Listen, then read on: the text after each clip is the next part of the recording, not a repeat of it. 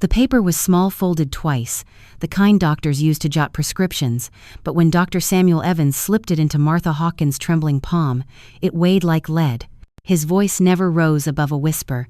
"Don't go home, Martha. They're planning to hurt you." For a moment, she thought she'd misheard him. The air in the hospital corridor stilled, sterile, and too bright. The smell of antiseptic, mixed with the faint sweetness of fear. Martha blinked, clutching her purse against her chest, her pulse drumming in her ears. "Hurt me?" she whispered back, her lips barely moving. Dr. Evans' eyes darted toward the hallway camera. "Just go to a safe place tonight, please. Trust me." Then, before she could ask another question, he turned and disappeared behind the swinging doors marked staff only. The note burned in her hand. "Don't go home. Charleston, South Carolina, early evening." The kind of southern twilight that turns magnolia, leaves silver, and paints the horizon in gold. Martha drove her old Buick through quiet streets lined with oak trees, her mind tangled in 1,000 thoughts. Her home on Rutledge Avenue waited ahead, the same white Victorian house her late husband had built 40 years ago. The porch light glowed warmly, like it always did. It should have felt safe. But now, every flicker of light seemed like an eye watching her. Michael's car was in the driveway, Vanessa's red convertible beside it. They were home early. "Maybe it's nothing," Martha murmured, forcing a smile that fooled no one. She tucked the folded note deeper into her purse and stepped out. Inside, the smell of roast chicken greeted her. Vanessa's voice drifted from the kitchen, sharp, quick, impatient. "I told you, Michael, it's better to get it done before summer. She won't even notice. She's so forgetful lately." Martha froze by the doorway. "Forgetful?" Michael's reply came lower, rougher. "Just let me handle it. Dr. Coleman's ready to sign the evaluation next week. Once we have that paper, she's legally incompetent." The words sliced through her chest. Legally incompetent. She forced herself to move, pretending she hadn't heard. "Evening, kids," she said, voice brittle. Vanessa smiled too brightly. Michael's eyes flickered. "Hey, Mom," he said, reaching for her coat. "How was your appointment?" "Fine," she lied. "Dr. Evans says I'm healthier than he is." He laughed, but it didn't reach his eyes. At dinner, the table felt colder than usual. Vanessa's silverware clicked too loudly. Sarah, her 19-year-old granddaughter, barely touched her food. She kept glancing between her father and her grandmother, biting her lip as though she knew something she couldn't say. Martha's hands shook as she reached for the salt. She could feel their eyes on her, studying her movements, waiting for a slip. Her mind replayed Dr. Evans' whisper, "They're planning to hurt you." Later that night, Martha sat in her bedroom, the note open on her lap. The handwriting was rushed but clear. "Don't go home. They're planning to hurt you. Pack what matters. Call me if you need help. S.E." The house creaked around her, settling like an old animal in the dark. From the hallway came faint laughter, Michael's, then Vanessa's. Her stomach knotted. She reached for her phone to call Dr. Evans, but paused. What if she was overreacting? What if this was all a misunderstanding? Her heart wanted to believe that. But her gut, the same gut that had survived widowhood, loneliness, and every southern storm that had ever hit Charleston, knew better. She tiptoed to the bedroom door and cracked it open. Downstairs, the living room light glowed. Vanessa stood with her back to Martha, whispering into her phone, "Yes, the paperwork's ready. Once she's admitted, the house transfers automatically. Her account's already linked to ours. We'll move fast before she figures anything out." A pause, then laughter, cold, satisfied laughter. Martha's breath hitched. She pressed a trembling hand to her mouth. Every instinct screamed at her to run, but she couldn't, not yet. If she fled now, they'd call her unstable. She needed proof. She backed away, careful not to let the floor creak. Her mind raced, what to pack, where to go, who to trust. Then footsteps. "Mom?" Michael's voice from the hallway, too close. She froze.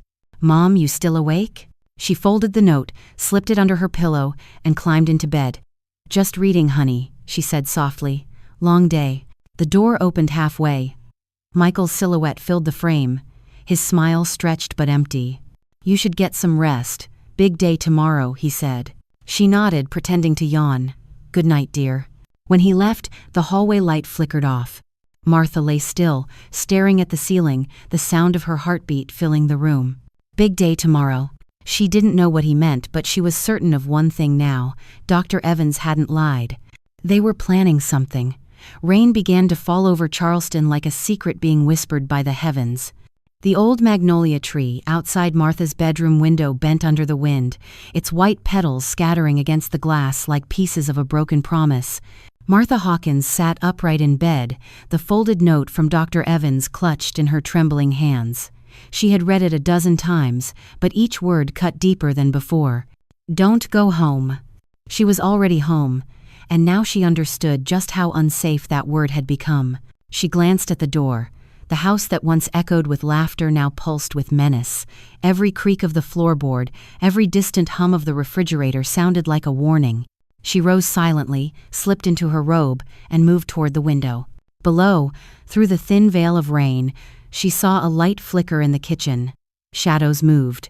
Voices followed, low, tense, impatient. Martha's heart hammered as she crept to the top of the staircase. She crouched near the railing, careful not to make a sound. The house smelled of damp wood and rosemary from dinner, but beneath that lingered something else: deceit. "Michael, we can't wait anymore," Vanessa hissed. "The doctor didn't sign the papers. We need another way." "Calm down," Michael muttered, his voice weary. "We'll find someone else tomorrow. Maybe that old guy Stevens you mentioned, he knows how to fix things." "Fix things?" Vanessa snapped. "You mean forge things?" "Same result," Michael said darkly. Martha's throat went dry. Her son, her own adopted boy, speaking like a stranger. Then Sarah's voice hesitant. "Dad, are we really doing this? I mean, she's not sick." There was a long pause, then the sharp sound of glass against the counter. "Sarah," Vanessa said, her tone turning icy, "you have no idea how expensive college is. Or life. Your grandmother doesn't even need all that money. She barely leaves the house." "She raised us," Sarah whispered. She loves us." "Love doesn't pay tuition," Vanessa replied coldly. "Now go to bed. Let the adults handle this." Martha bit down on her lip to keep from gasping. Every word shattered another piece of her world. When the conversation died down, she retreated into her room, locking the door quietly. Her body trembled not from fear alone, but from betrayal so deep it felt physical. She sank onto the bed, clutching her chest, forcing herself to breathe through the pain. For decades, she had believed that love and sacrifice were enough to build loyalty. But loyalty, she realized, was fragile currency in a world ruled by greed. She turned her gaze toward the mirror. The woman staring back looked older than 70, hollow-eyed, shoulders stooped. But behind those lines was still the same woman who had once built a home out of nothing but willpower and hope. And she would do it again. At 1:45 a.m., she began to move, quietly, deliberately. She pulled her small suitcase from the closet, the one she had used for vacations long ago. Into it went her passport, her husband's wedding ring, a few changes of clothes, her medications, and a notebook bound in faded blue leather. Inside that notebook were numbers and codes, records of the Swiss account her late husband had left behind. No one knew it existed. Not Michael, not Vanessa, not even Dr. Evans. As she zipped the bag, thunder rolled again, masking the sound. She scribbled a note and left it on the dresser. "I'm taking a few days for myself, don't worry." A lie. But she needed time to think, time to plan, time to survive. When she reached the back door, her hands shook so badly she nearly dropped her keys. She turned the lock slowly, praying it wouldn't squeak. The rain outside was steady now, soft enough to cover her footsteps. She stepped out into the night. For the first time in years, Martha Hawkins was running. She walked 2 blocks before hailing a cab on Meeting Street. The driver, a middle-aged man with a kind face, eyed her through the mirror. "Rough night, ma'am?" "You could say that," she replied softly. "Can you take me downtown, the Grand Magnolia Hotel?" "Sure thing," he said, pulling away from the curb. Charleston at night was a city of ghosts, wet streets glimmering under streetlights, the scent of salt from the harbor, old mansions sleeping behind iron gates. As they drove, Martha pressed her hand to the window, watching the raindrops race downward. She remembered when this city had been her whole world, raising Michael here, Sunday walks on King Street, Christmas lights strung across the porch. She had given him everything, and in return, he had plotted to erase her. Her chest ached, but somewhere beneath the pain, a spark of defiance flickered. At the Grand Magnolia, the lobby glowed with soft gold light. The receptionist, a young man in a navy blazer, looked up politely. "Good evening, ma'am. Checking in?" "Yes," she said. "One night, maybe more." He typed quickly. "Name?" "Martha Hawkins."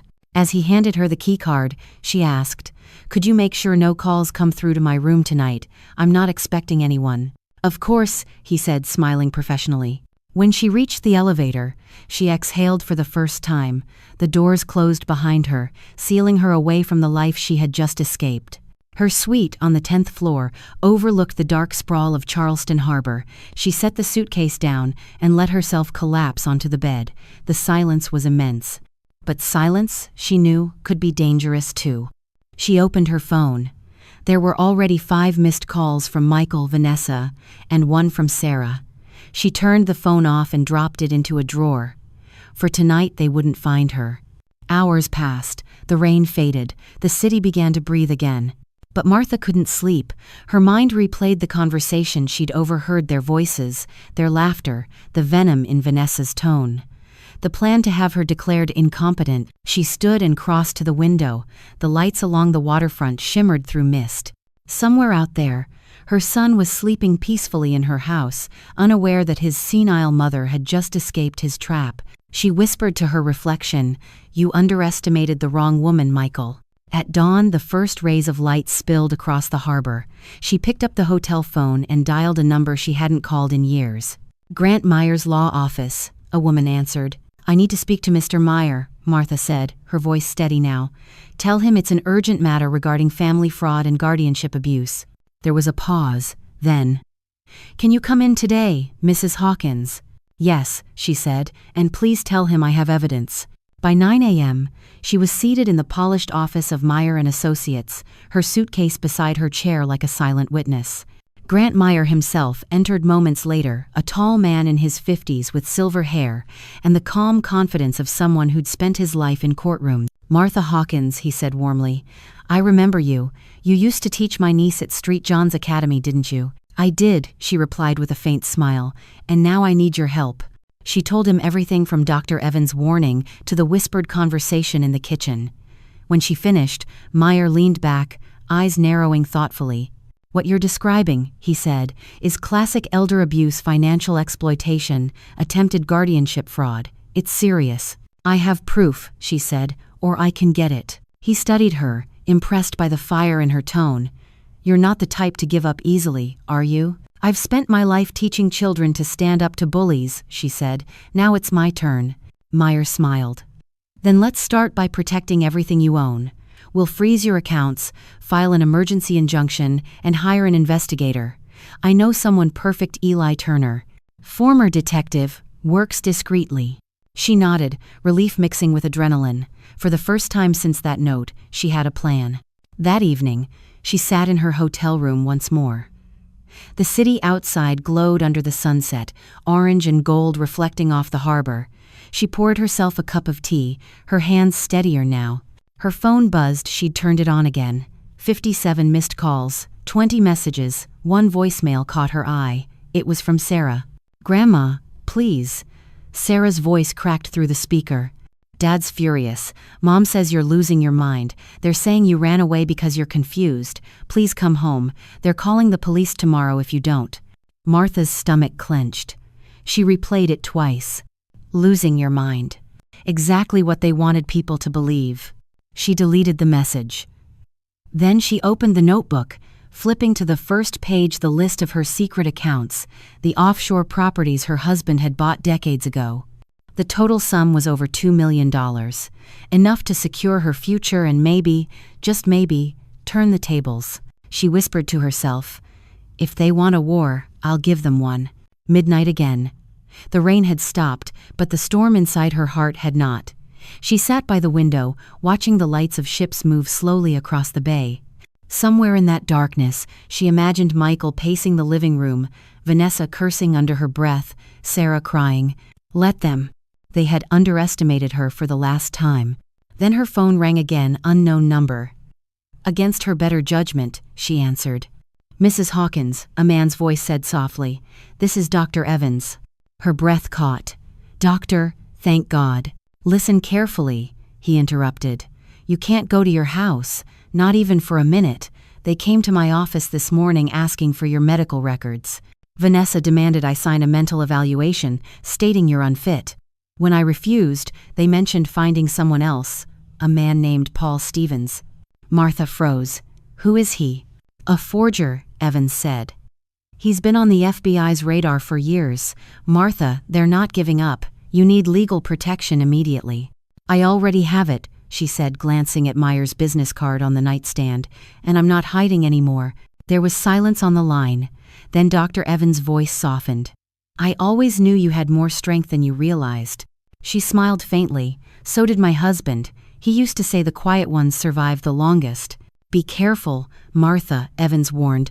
They're desperate now. Desperate people are dangerous. The call ended, leaving her with the hum of the city and the sound of her own breathing. She turned off the lamp and sat in the dark, feeling both terrified and alive. The photo trembled in Martha Hawkins' hands. The ink on the back bled slightly from the rain that must have soaked it before whoever left it slipped it under her hotel door. We know where you are. The words pulsed in her mind like a heartbeat. For a long minute, she didn't move. She simply stood there in her nightgown, staring at the proof that someone had been close enough to watch her, to follow her, to know where she'd gone. Her first instinct was to run again to grab her suitcase, take another cab, vanish into another city. But then she caught her reflection in the mirror. No. Not this time. For 70 years, Martha had lived by the rule of keeping peace, avoiding confrontation, choosing kindness even when it hurt. But that part of her was gone, buried under betrayal and fear.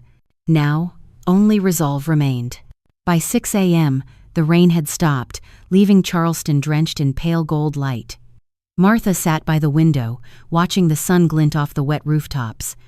A cup of cold coffee sat untouched on the table beside her. When her phone buzzed, she almost didn't answer, but the caller ID read Grant Meyer. Good morning, Mrs. Hawkins, came his calm, measured voice. Did you sleep? I've had better nights, she said. Someone found me. They slipped a photo under my door. There was silence on the other end, then a low exhale. Do not panic. It's intimidation, nothing more. They're trying to scare you into coming home, where they can control the narrative. Or worse, Martha muttered. Dr. Evans said they were talking to a forger. Then we'll act first, Meyer said. My investigator, Eli Turner, has already started digging. He's found some interesting leads. What kind of leads? The kind that prove your son and daughter-in-law have been stealing from you for months. Credit cards, forged checks, unauthorized loans. We're collecting the evidence now. But you need to stay put for 48 hours. Martha's fingers tightened around the phone. And if they find me before that? Then they'll meet someone they didn't expect, he said coolly. The new you. At 9 a.m., there was a knock at her hotel door. She froze, her pulse leaping, but when she looked through the peephole, she saw a man in a gray suit holding an ID badge. She opened the door a crack. Yes? Mrs. Hawkins? Eli Turner, he said. Mr. Meyer sent me. He looked exactly as she'd imagined, mid-40s, ex-cop aura, eyes sharp enough to slice through lies. When he stepped inside, he scanned the room with the practiced caution of someone who never assumed safety. Someone's watching you, he said quietly, picking up the envelope on the nightstand. You're sure no one followed you here? I came by cab, late at night. I didn't tell anyone where I was going. He nodded. Then they either tracked your phone or someone at the hotel leaked information. Charleston's small money talks fast here. Martha folded her arms. Then we make money talk louder. That earned her a grin. I like the way you think, Mrs. Hawkins. Eli opened a folder and spread out photos on the bed, credit card statements, property tax forms, screenshots of online listings. Vanessa's been selling your furniture online. Some of your jewelry, too. She used your name to open accounts at local pawn shops. And your son, well, he's worse. He's been gambling, transferring money from your retirement account into offshore betting sites. Martha's jaw tightened. I knew about the gambling. I didn't know he was using my money to feed it. That's not the half of it. Eli pulled out another paper. They've started the paperwork to declare you mentally unfit. If they get a forged evaluation, they can seize everything under the pretense of guardianship. She took a shaky breath. And if I disappear, no one would question it. Eli nodded grimly. That's why we're moving first. Mr. Meyer is filing a restraining order today. We're also setting up a private press contact in case we need to make this public. Martha's eyes flashed. Public? If they think they can silence you, you make sure the world hears you instead. For the first time in days, she smiled a sharp, cold smile. Then let's make noise. The day unfolded like a chess match. By noon, Martha had signed legal documents securing her accounts. Eli left to deliver the restraining order. Meyer's office sent word that an injunction had been filed to freeze all property sales under her name. Still, anxiety gnawed at her. Every knock, every shadow outside the window made her flinch. At 2:30, her phone buzzed again, unknown number. She almost ignored it, but curiosity won. Mrs. Hawkins? The voice was female, soft, hesitant. Sarah? Yes, her granddaughter whispered. Grandma, please don't hang up. Martha's chest tightened. Why are you calling? Because Dad's furious. Mom too. They know you hired a lawyer. They said if you don't come home, they'll say you're delusional. They're already telling people you've lost your mind. Martha's throat constricted. And what do you think, Sarah? There was silence. Then, in a small voice, I think you're the only sane one in this family. Tears pricked Martha's eyes.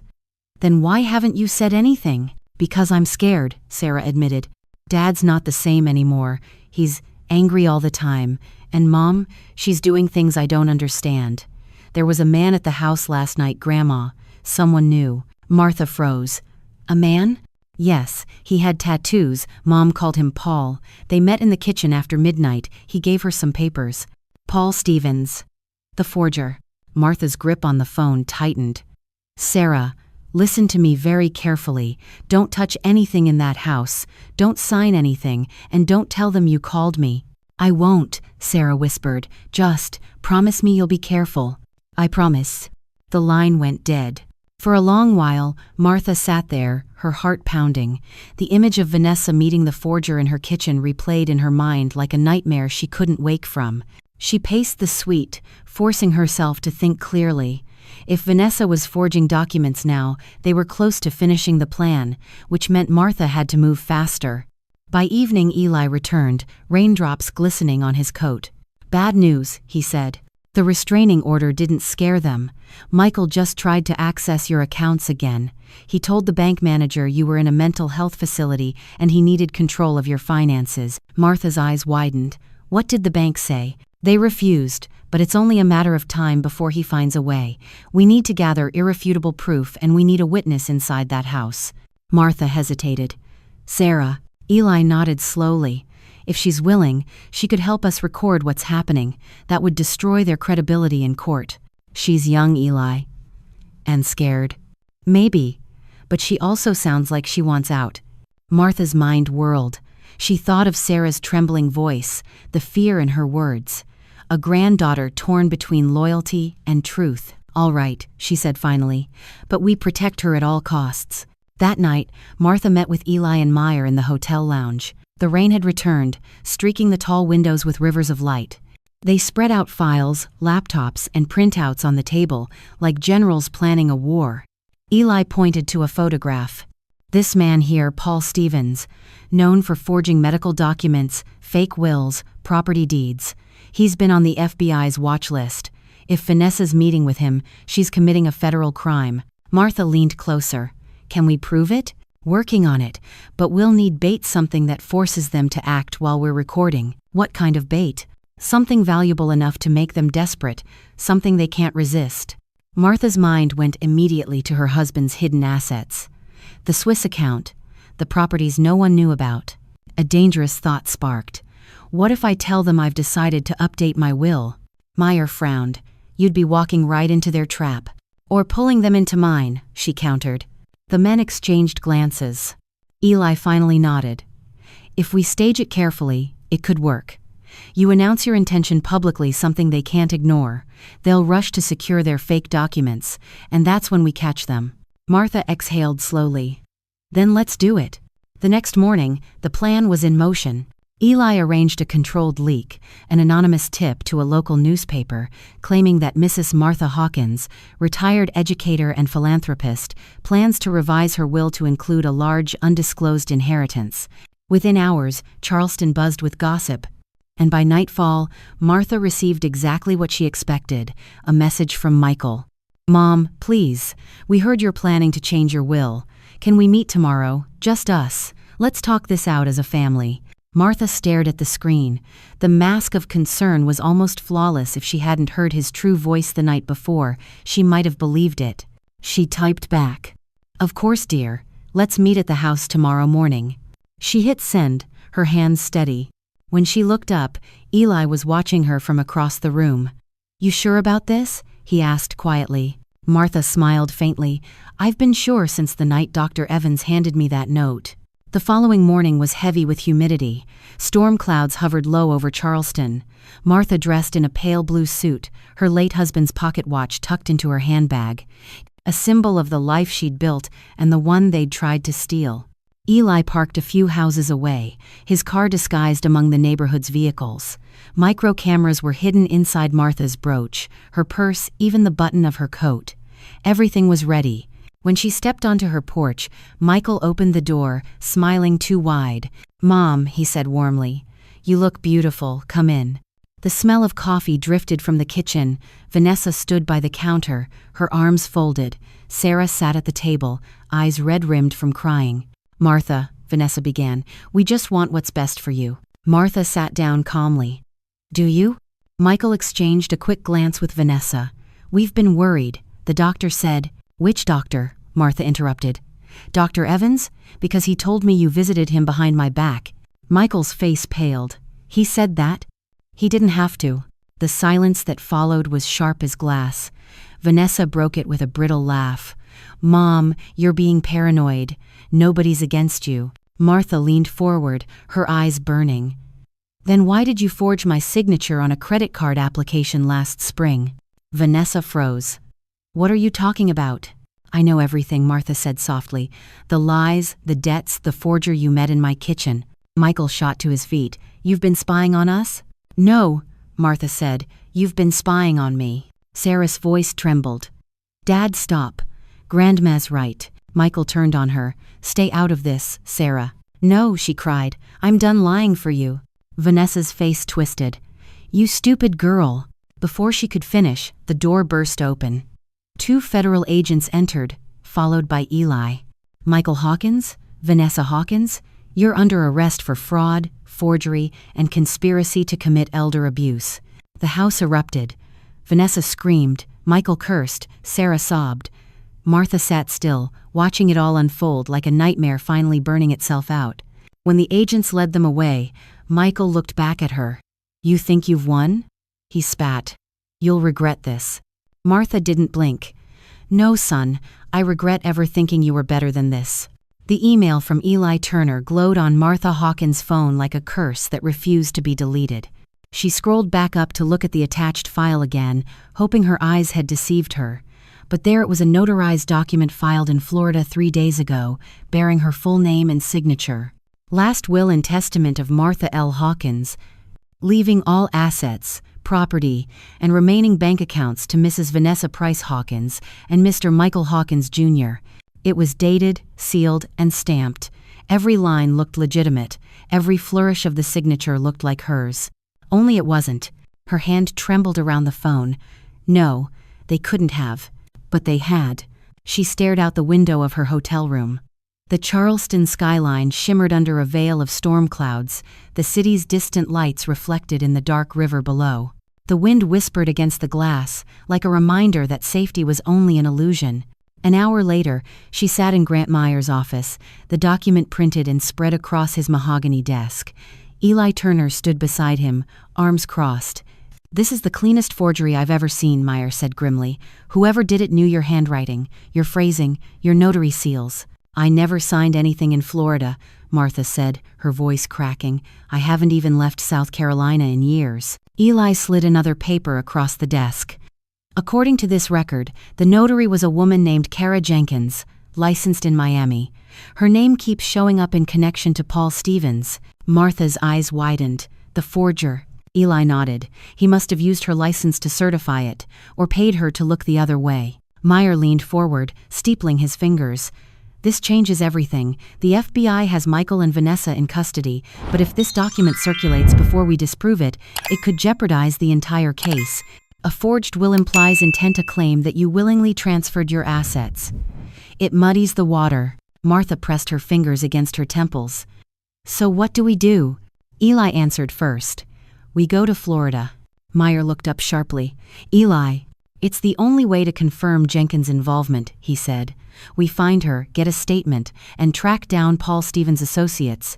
If she talks, we prove the forgery. If she doesn't, then I lose everything, Martha finished. That night, Martha lay awake in her hotel bed, the city's noise filtering through the window. The idea of traveling terrified her. She hadn't been on a plane in 10 years. Her body wasn't what it used to be. Her heart had endured too much already. But what choice did she have? She closed her eyes and pictured her late husband's face. Henry Hawkins, stern but kind, the man who'd built her world from the ground up. He would have told her exactly what to do. Fight smart, not loud, he used to say. The wolves can smell fear. Show them teeth instead. Martha smiled sadly. All right, Henry, teeth it is.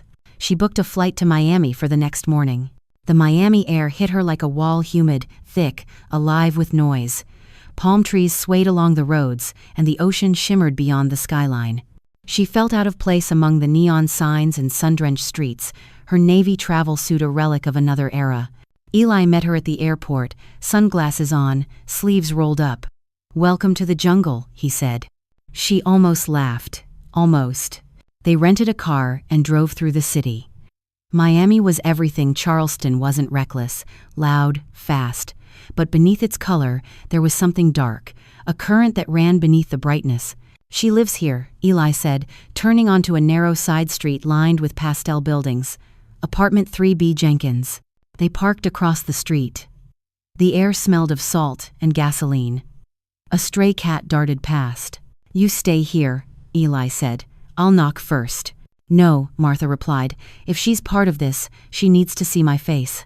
He hesitated, then nodded. All right, but stay behind me. They climbed the narrow staircase. The door to 3B was half open, a fan humming faintly inside.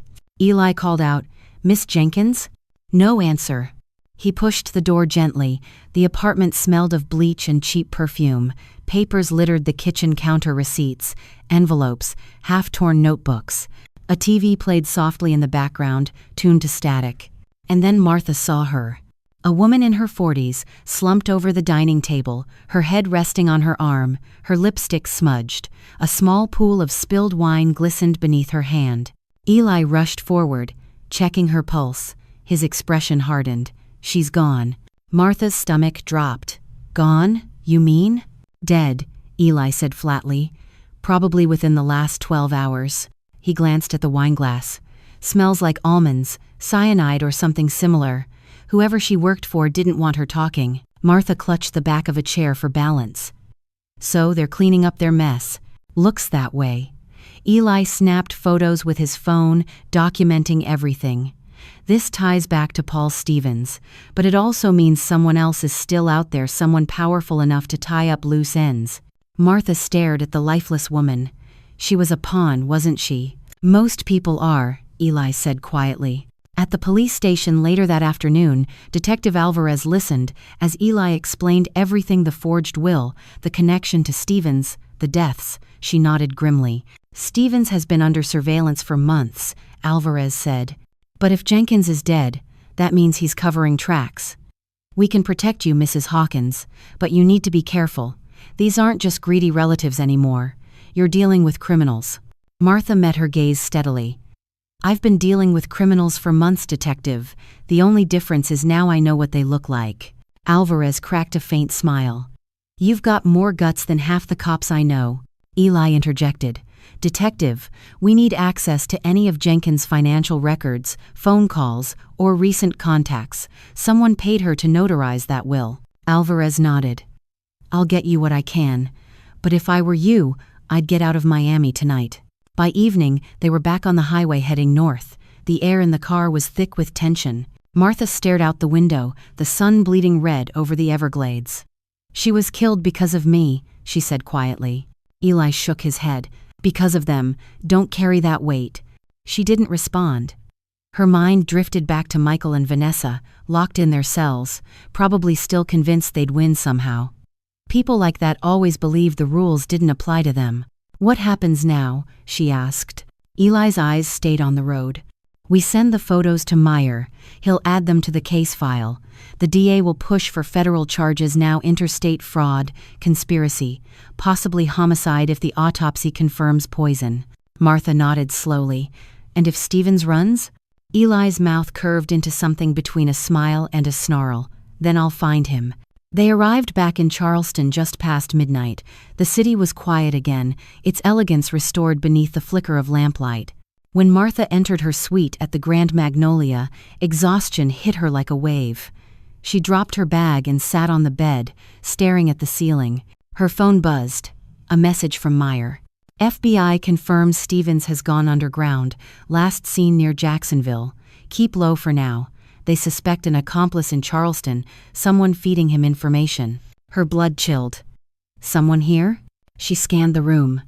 The curtains fluttered gently in the air conditioning. The walls were pristine. Nothing seemed out of place until she noticed something on the nightstand. A single magnolia flower lay there, fresh, dew still clinging to its petals. Her heart stopped. She hadn't bought any flowers. She whispered, "Oh my God." Eli stepped into the doorway behind her, gun drawn. "Don't move." He approached the flower cautiously, examining it. There was a folded card beneath it. He opened it carefully. 4 words, same handwriting as before. "This isn't over yet." For the next 2 days, the hotel became a fortress. Eli stayed in the adjoining suite, keeping watch. Meyer coordinated with the authorities, arranging protection. But despite the precautions, unease settled over Martha like fog. Every night, she dreamed of that magnolia flower, pure, white, beautiful, and deadly. On the 3rd morning, Sarah called again. "Grandma," her voice shook. "I don't know what's going on. The police came to the house again. They took Dad and Mom's computers. But there's someone else asking questions, some man in a dark suit. He said he's an associate of Dad's." Martha's blood turned to ice. "Did he give you a name?" "No, but he left a card. It only said SM, and a phone number." Eli, listening on speaker, scribbled the initials down. "SM," he muttered. "Could be an alias, Stevens' middleman maybe." "Sarah," Martha said, voice trembling, "listen to me carefully. Leave that house. Stay with your friend Emily or go to the dorms. Do not let anyone in." "I will," Sarah promised. "I'm scared, Grandma." "I know, sweetheart. But you're stronger than you think." When the call ended, Martha turned to Eli. "They're still out there, still playing games."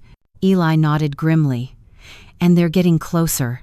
That afternoon, the doorbell to her suite rang again. She and Eli exchanged wary looks.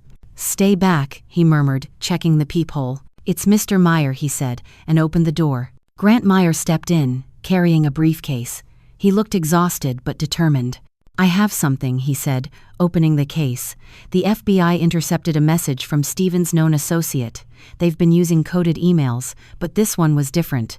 It mentioned your name." Martha's stomach tightened. "What did it say?" He handed her a printout. "Target located. The grandmother knows too much. Phase 2 begins." "Phase 2?" she whispered. Eli frowned. "What the hell does that mean?" Meyer looked grave. "They're expanding. This isn't just about your money anymore, Martha. They're cleaning house. Anyone tied to the case, witnesses, lawyers, even Dr. Evans could be next." Martha felt the room spin.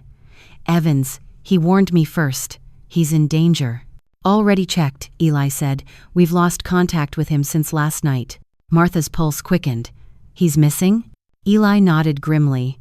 "And if Phase 2 means what I think it means, he won't be the last."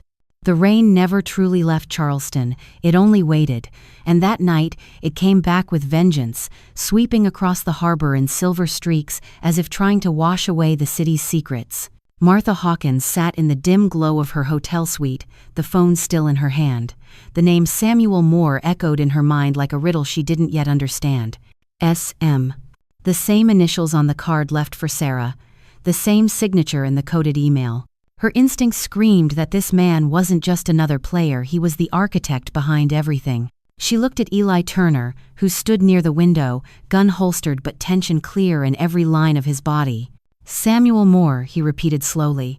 That name's not on any record I've seen. Could be an alias. Martha exhaled shakily. He said he wanted to talk. Talk? Eli frowned. That's never good news from people who sign death threats. Maybe he wants to negotiate, she said. Maybe he thinks I'm scared. Eli met her eyes. Are you? She hesitated. Then, terrified, but not enough to run. By dawn, Grant Meyer arrived at the Grand Magnolia, his trench coat damp from the storm. He looked tired, his tie askew, but his eyes burned with focus. You shouldn't have picked up that call, he said the moment he entered. I know, Martha admitted, but he mentioned my name, my story. That means he's watching.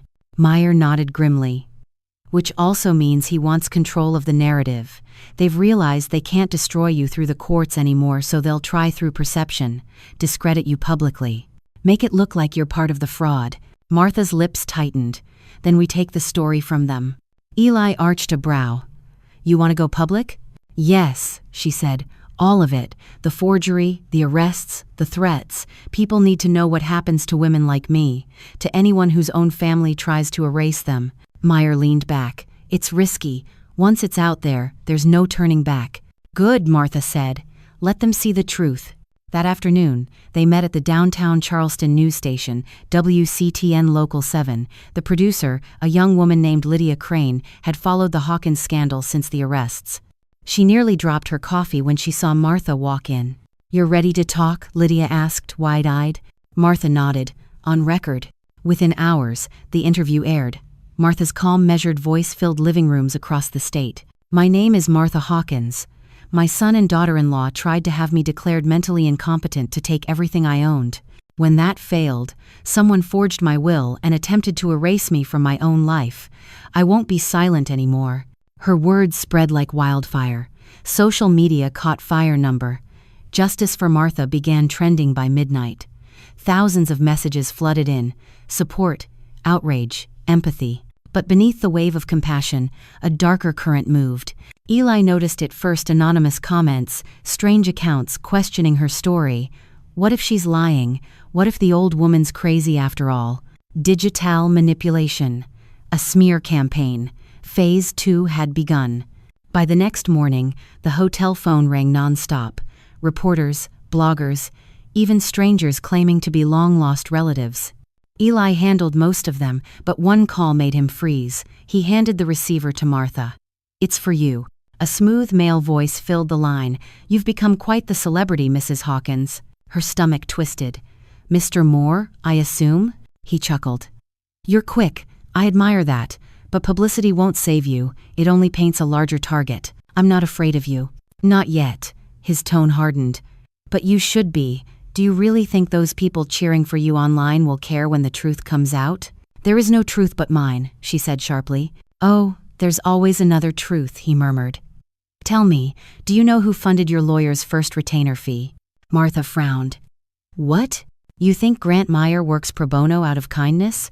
Check his records, Mrs. Hawkins. You'll find my name. The line clicked dead. For a long moment, silence filled the room. Martha turned to Eli, her face pale. He said he funded Grant. That's impossible, Eli said. Meyer's been my client for years. But Martha was already moving, grabbing her coat. We're going to his office. When they arrived, Meyer looked up from his desk, startled by the storm in her eyes. Grant, she said, voice trembling. Who paid for my initial legal fees? He blinked. What? The first retainer. Who processed it? He frowned, searching through his files. You did, through a transfer from your old account. He stopped mid-sentence, opened his laptop, his face drained of color. Oh my God. What is it? Eli demanded. Meyer turned the screen toward them. The payment didn't come from her account. It came from a holding company, Silver Meridian, LLC. Eli's voice dropped to a whisper. SM. Samuel Moore. Martha's knees nearly gave out. You mean, the man threatening me hired my own lawyer? No, Meyer said quickly. He infiltrated the system. Someone rerouted the funds. I didn't know Martha, I swear. But she was already shaking. He's been inside my defense from the beginning. That evening, the city lights blurred behind raindrops on the car window as Eli drove her back to the hotel. He's not just a forger, Martha said quietly. He's something bigger, smarter. He's been watching every move. Eli nodded. And he's tightening the net. They pulled into the underground parking garage. It was nearly empty, the sound of dripping water echoing off the concrete. As they stepped out, a shadow shifted near the far wall. Eli's hand went instinctively to his weapon. Stay behind me. The figure stepped into the light, a man in a dark suit, clean-shaven, smile polite but eyes predatory. Mr. Turner, he said smoothly. No need for that. Samuel Moore, I presume, Eli said, gun still raised. The man inclined his head. You're quicker than your record suggests. Martha's heart raced. What do you want? He turned to her. Just a conversation. You've made quite a mess, Mrs. Hawkins, but it's not too late to walk away. Walk away from what? From a war you can't win, he said softly. You exposed your son, but that's only one branch. The roots go much deeper. People far above your pay grade want this buried. You could still disappear quietly, live comfortably. I can arrange that. Martha stared at him. You think you can buy my silence? He smiled faintly. I don't buy silence. I enforce it. Eli took a step forward. You threaten her again, and I'll... A click echoed through the garage. A second man emerged behind a pillar, holding a silenced pistol. Easy, Moore said. I didn't come for violence, just to make an offer. Martha's pulse hammered in her ears. And if I say no? Moore's smile didn't falter. Then you'll wish you had. He handed her a small envelope. Inside is proof of something you've never known, a secret your husband kept. Think carefully before you open it. Then he turned and walked away into the shadows, his bodyguard trailing behind. Back in her suite, Martha sat at the table, staring at the envelope. Her name was written on the front in neat cursive, Martha Louise Hawkins. Eli paced behind her. It's bait, he said. Don't touch it. Martha's fingers trembled. He knew my middle name. Henry was the only one who ever used it. That's exactly why he's using it, Eli warned. He's manipulating you. But the curiosity was unbearable. Slowly, she opened the envelope. Inside was a photograph, an old black and white print, slightly yellowed with age. Her husband, Henry, stood beside another man in a military uniform. Beneath it was a handwritten note. Henry Hawkins, Fort Benning 1972, with SM. Her blood ran cold. No. Eli leaned over her shoulder. That's him, Samuel Moore. How could he know Henry? She whispered. Eli exhaled slowly. Looks like your husband's past just came back to haunt us. The next morning, Martha met Meyer again. The photo lay between them on the table. Meyer rubbed his temples. If Moore knew your husband, this goes way beyond family fraud. Henry worked in military procurement, didn't he? Yes, Martha said faintly. He handled defense contracts during the Cold War. He told me he left after a scandal said he wanted a quieter life. Maybe he didn't leave voluntarily, Meyer said. If Moore was his associate, he could have been involved in something classified. Financial channels, shell companies, things that survived long after your husband's death. And now he's using them against me, Martha whispered. Eli nodded grimly. Moore's not after your money anymore. He's protecting an empire your husband helped build. Martha closed her eyes. The betrayal of her son had nearly broken her, but this revelation cut even deeper. All this time, I thought Henry's ghosts were buried. Meyer looked at her with quiet sympathy. Moore's warning wasn't just a threat. It was a reminder. He owns the story, unless we take it back. How? She asked, her voice breaking. By finding proof. Henry didn't know or didn't approve of what Moore's done. There has to be a record somewhere. Old files, letters, anything. Martha thought of the attic in her old house, the locked chest. Henry never let her open. It had always been her husband's private archive. I know where it is, she said softly, at the house. Eli's eyes widened. The one that's still a crime scene? Yes, she said, but if that's where the truth lives, then I'm going back. Charleston slept under a thick fog that night, the kind that swallowed sound and memory. Street lamps glowed like faint halos, their light diffused through mist. The city seemed to hold its breath as if it, too, sensed what Martha Hawkins was about to do. She stood across the street from her old house on Rutledge Avenue. The home looked both familiar and foreign, its white paint now gray with rain, its windows dark except for one light flickering upstairs. The same room where her husband, Henry, had once worked late into the night. Now it was a tomb. Eli Turner stood beside her, his coat collar turned up against the drizzle. His voice was low but firm. "Once we go in, we move fast. We get what we came for and leave. No heroics." Martha's lips tightened. "I buried a husband in that house, Eli. I raised a son who betrayed me. I think I've already done my share of heroics." He gave a small, grim smile. "Fair enough." They crossed the street. The rain masked their footsteps, the iron gate creaking softly as Eli pushed it open. The garden had overgrown ivy climbing up the porch rails, magnolia petals scattered like snow across the steps. When Martha reached the front door, she paused. Her reflection stared back at her in the glass, older, wiser, unafraid. She whispered to it, "Let's finish this." Eli picked the lock in seconds. The door swung open with a low groan, releasing the stale breath of a home abandoned. The inside was darker than memory. The air smelled of dust and faint mildew. A framed photo of Michael as a boy still hung on the wall, tilted slightly, glass cracked through his smiling face. Martha's chest tightened. "He used to love this house," she murmured. "People change," Eli said softly. They moved room by room, flashlights cutting narrow beams through the dark. Everything was where she had left it except it wasn't. Furniture had been moved, drawers half open, papers missing. Whoever had been here before them hadn't been looking for jewelry. They were looking for something specific. The locked chest. They reached the study at the end of the hallway. The door was slightly ajar, light flickering beneath it. Eli raised a hand for silence. A soft hum came from inside, electronic, mechanical. Eli mouthed, "Camera." He pushed the door open gently, revealing the small office Henry had once called his sanctuary, shelves lined with old books, a desk covered in dust. And there, in the center of the room, stood a man back turned to them, bent over the locked chest.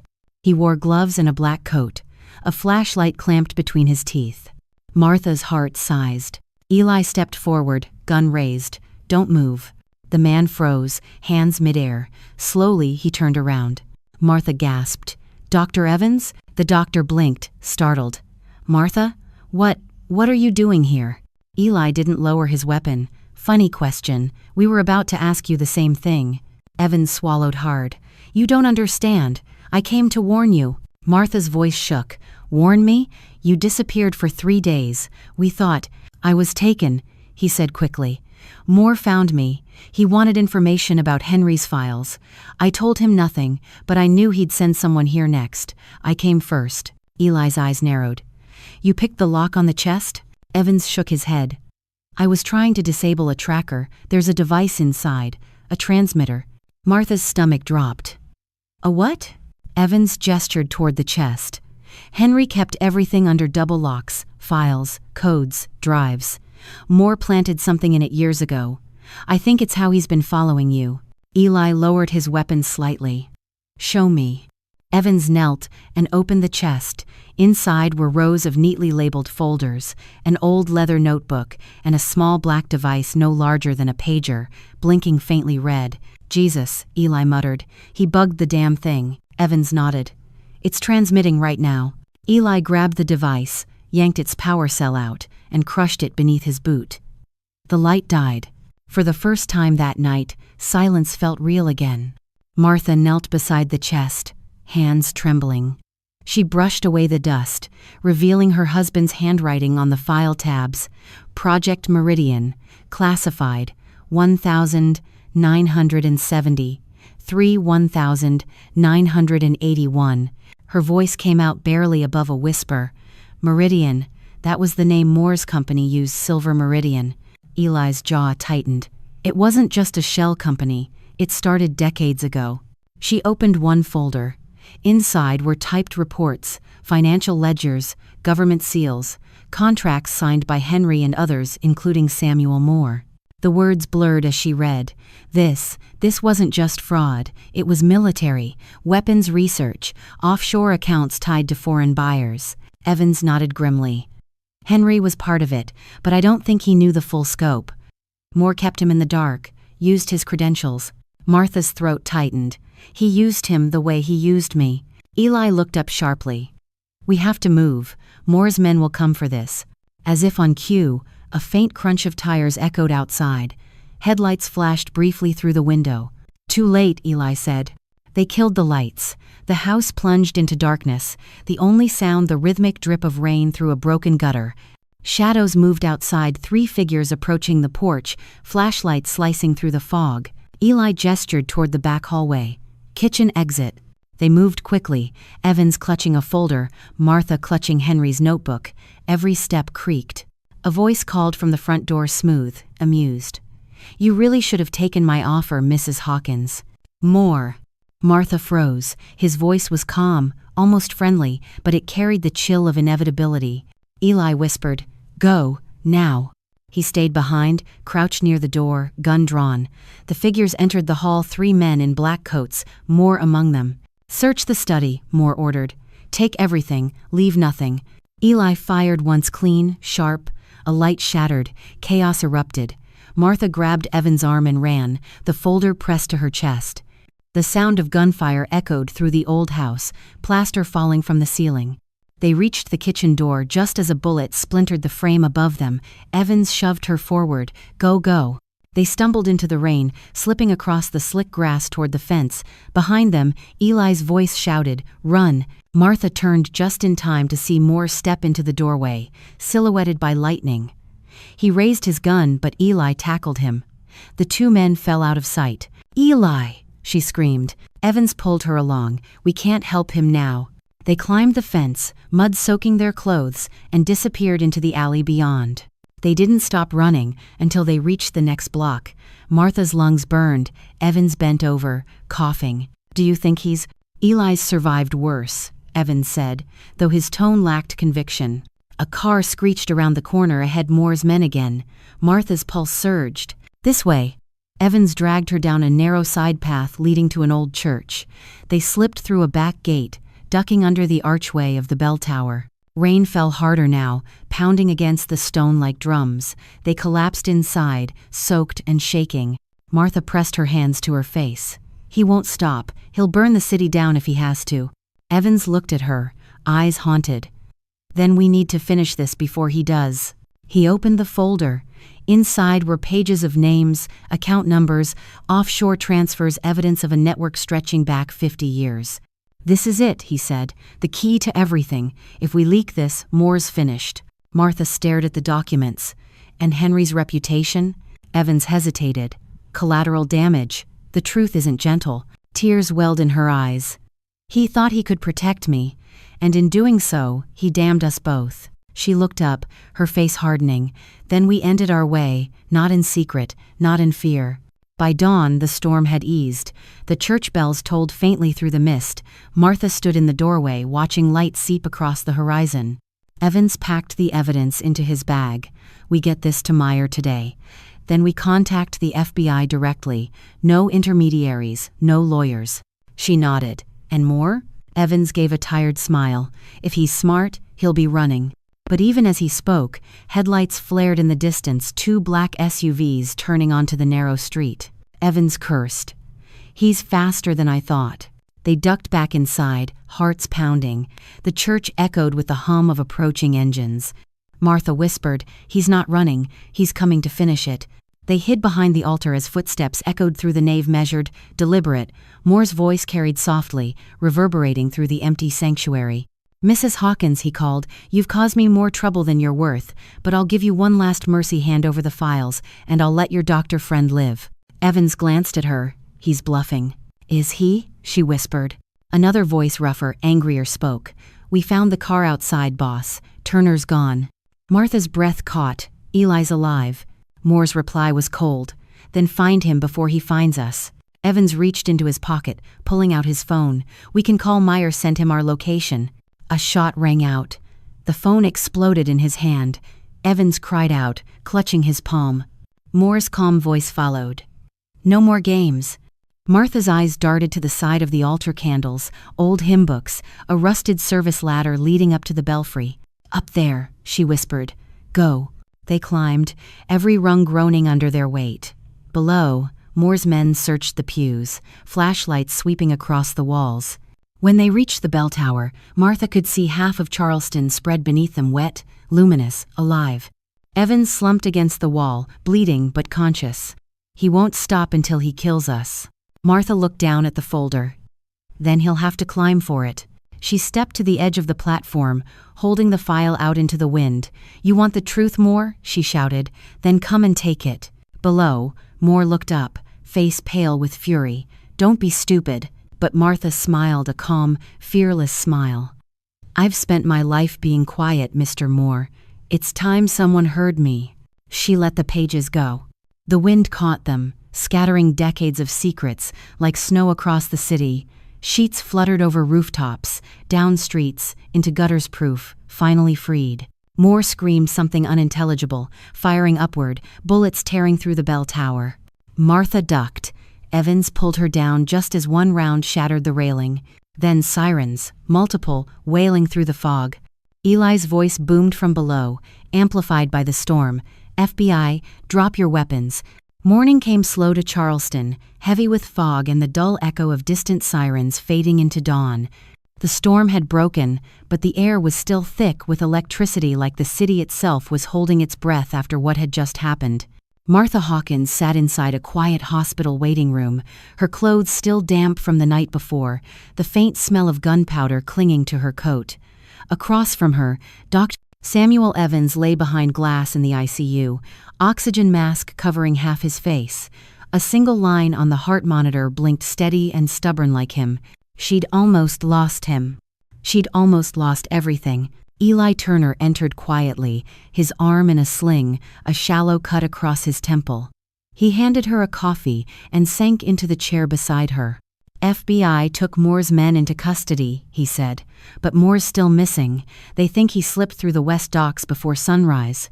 Martha's jaw tightened. He won't stop. No, Eli agreed, but neither will we. She looked down at the worn notebook resting in her lap, her late husband Henry's handwriting on the final page. The words that had changed everything. Project Meridian, Phase 3. What do you think it means? She asked quietly. Eli took a slow sip of coffee, eyes narrowed.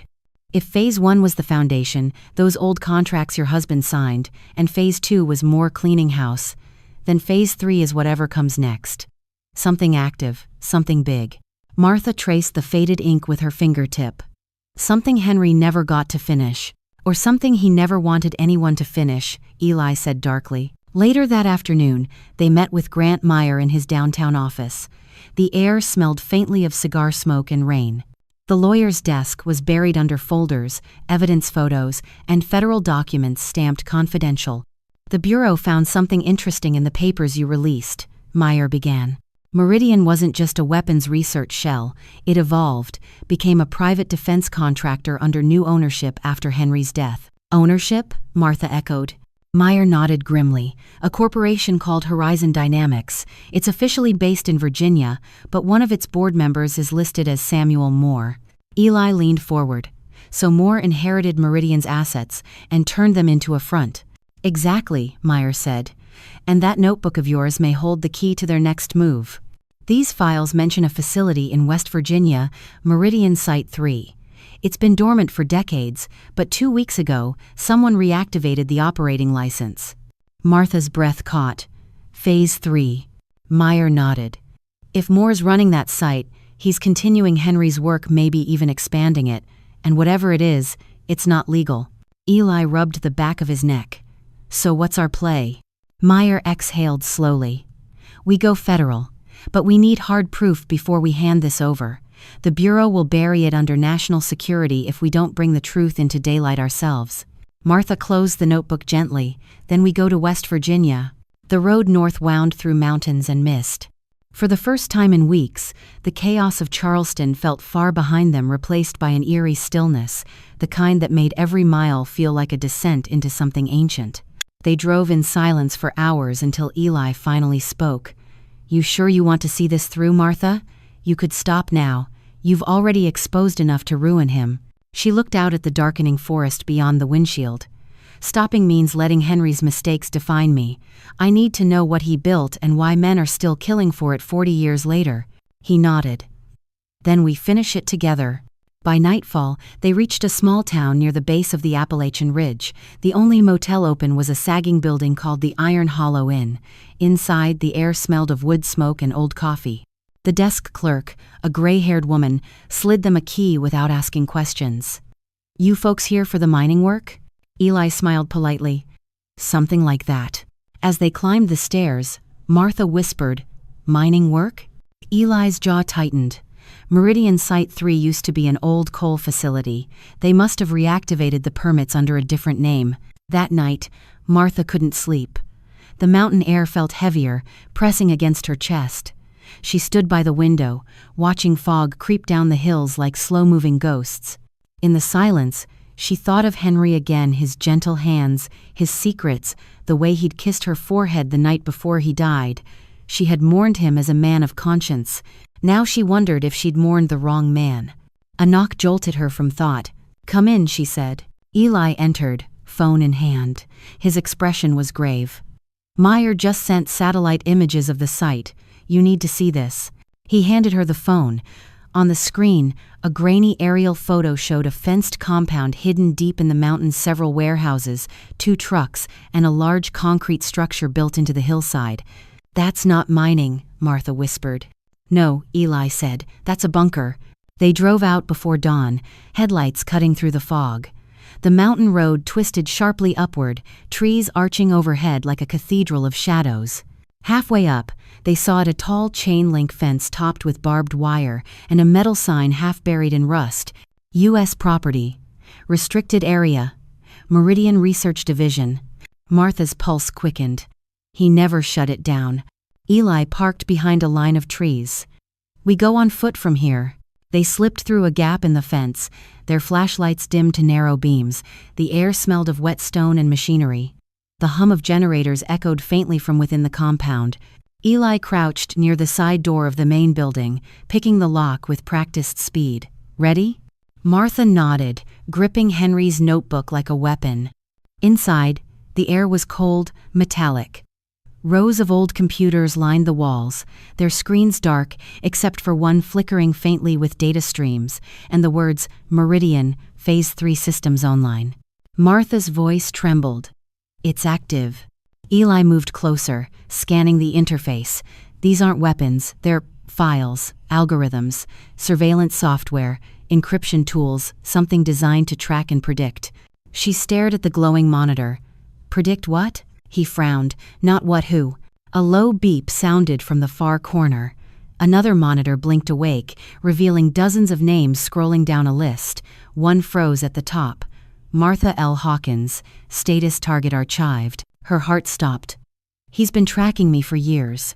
Not just you, Eli said, pointing to other names, journalists, lawyers, whistleblowers. Anyone who ever got close to Meridian. Then came a voice, smooth, familiar, resonant through hidden speakers. Mrs. Hawkins, Samuel Moore said. Welcome home. Martha spun toward the sound. The speaker crackled again. Did you really think you could burn my empire with a few sheets of paper?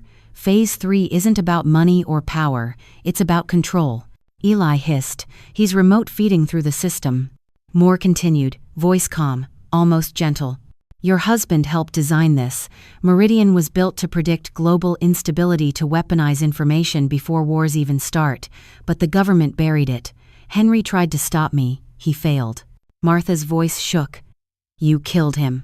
Moore paused. No, he killed himself out of guilt. You see, even good men drown when they realize the tide they helped create. Eli slammed a hand against the terminal. Where are you, Moore? Laughter echoed through the speakers. Closer than you think. A sharp click followed metal against metal. The lights flickered red. Eli's eyes widened. Tripwire alarm. He knows we're here. They bolted toward the exit, but the doors sealed with a heavy clang. A voice overhead repeated, "Lockdown engaged." Martha's pulse thundered in her ears. We're trapped. Eli searched the walls, yanking open panels, looking for an emergency override. Keep calm. There's always a way out. Smoke began to seep through the vent's chemical, bitter. The air thickened. Eli coughed. Gas. He's flushing the system. Martha's lungs burned. She stumbled against the console. He means to kill us, bury us like he buried Henry. Eli found a control switch and smashed it with his elbow. The door clicked open halfway before jamming. Go. He shoved her through the gap first. She fell to the gravel outside, coughing violently. Eli followed, dragging her toward the trees as the facility behind them erupted in flame. The explosion shattered the mountain silence. Fire roared up the hillside, sending black smoke curling into the sky. Martha stared at the inferno, tears cutting through the soot on her face. He's erasing everything, she gasped. Every record, every proof. Eli nodded grimly. And now he's coming for what's left you. Hours later, as dawn broke over the mountains, they sat on the tailgate of a farmer's truck that had given them a ride back down the ridge. Martha's hands trembled as she flipped through the half-burned notebook. Most pages were scorched beyond saving. Only one line survived at the very end, faint but legible. Phase 3 will cleanse the archive. She whispered the words like a curse. Cleanse the archive, not destroy it. Eli frowned. What do you mean? Moore didn't want to erase Meridian, she said slowly. He wanted to move it, hide it somewhere new. Eli's eyes widened. Digitally, she nodded. He's transferring the system, rebuilding it somewhere he can't be touched. He cursed under his breath. Then we have to find out where. Martha looked up toward the rising Sunday. We will. Henry's gone, but his conscience isn't. He left breadcrumbs, I know he did. The coast of Maine greeted Martha Hawkins with gray skies and the smell of salt and rust. Waves crashed against the jagged cliffs below, sending up sprays that clung to her face like cold sweat. Standing beside her, Eli Turner pulled his coat tighter against the wind. Behind them, the Atlantic stretched endlessly vast, cold, and secretive, just like the truth they were chasing. They had been driving for 2 days. No sleep, no comfort, just the road, the rain, and the echo of the same 4 words looping in Martha's mind. Meridian sequence initialized. Now, those words had led them here to a coastal town called Bar Harbor, where an abandoned naval communications base sat crumbling on the edge of the ocean. It looked lifeless from the outside. But satellites didn't lie.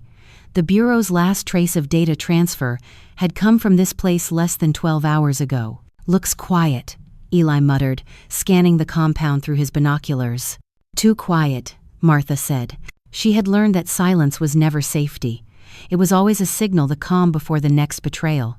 They slipped through a rusted side gate and crossed the cracked pavement, their footsteps echoing in the damp air. The building loomed before them, concrete walls streaked with rain, windows boarded from the inside. When they reached the main door, Eli knelt to pick the lock. Last time we broke into one of these, it exploded. Martha managed a faint smile. Then let's try to do this one without the fireworks. Inside, the corridor was dark except for flickering emergency lights, casting long, sickly shadows. Somewhere deep in the building, machinery hummed a low, pulsing rhythm that felt almost alive. They followed the sound down a narrow stairwell into a control bunker that stretched beneath the building like a buried heart. That's where they found it. Rows of servers blinked in perfect synchronization, green lights flashing like Morse code in the dark. On the main terminal, a familiar logo pulsed slowly across the screen. Meridian Phase 3, core migration in progress, 89%. Martha's voice was barely a whisper. He's moving it again. Eli nodded grimly. Once it hits 100%, we'll never find it. He began typing rapidly, his fingers flying over the keyboard. If I can stall the upload, maybe we can trace the outbound signal. But before he could finish, a voice echoed through the room, smooth, precise, and no longer human. Hello, Martha. Her blood ran cold. Moore? The voice came again, softer this time, but no less chilling. Not anymore. A camera rotated on the far wall, its red light blinking. The voice continued. Samuel Moore is dead. He uploaded himself into the system 3 hours ago. The Meridian network is his new body, his new immortality. Eli froze, eyes wide. He digitized his consciousness. Jesus Christ. Don't blaspheme, Mr. Turner, the voice replied, almost amused. God built life out of dust. I built eternity out of code. Martha's heart pounded. You turned human greed into a religion. No, Moore said calmly. Into survival. Humanity destroys itself faster than I ever could. Meridian will control the collapse, predict it, correct it, cleanse it. You mean control people, Eli shot back. Their thoughts, their choices. Guidance, Moore corrected. Order out of chaos. That's what your husband wanted before he lost his nerve. Martha stepped forward. Henry believed in progress, not tyranny. He believed in me, Moore said simply, and when he realized I couldn't be stopped, he ended himself. You, Martha, were the one variable he couldn't calculate, the emotional flaw. Her vision blurred with tears, rage, and grief all at once. You used him, you used us. And I'll use you again, the voice said. Your access key still exists in my system. You were the last administrative override. Your DNA was part of Henry's encryption matrix. I need it to complete the sequence. The screen flashed, request, biometric confirmation required. Eli swore under his breath. He's trying to use your genetic signature to lock the upload. Martha clenched her fists. Then he'll have to kill me first. They split up Eli to the secondary terminal, Martha to the main console. Wires snaked across the floor, connecting hundreds of humming towers. The air crackled with static. Eli's voice echoed across the room. If I can override the relay, I can redirect the upload into a dead server loop. But I'll need your authorization. Martha typed furiously, her reflection glowing on the monitor. The command line blinked for her input. Authorization code? Eli asked.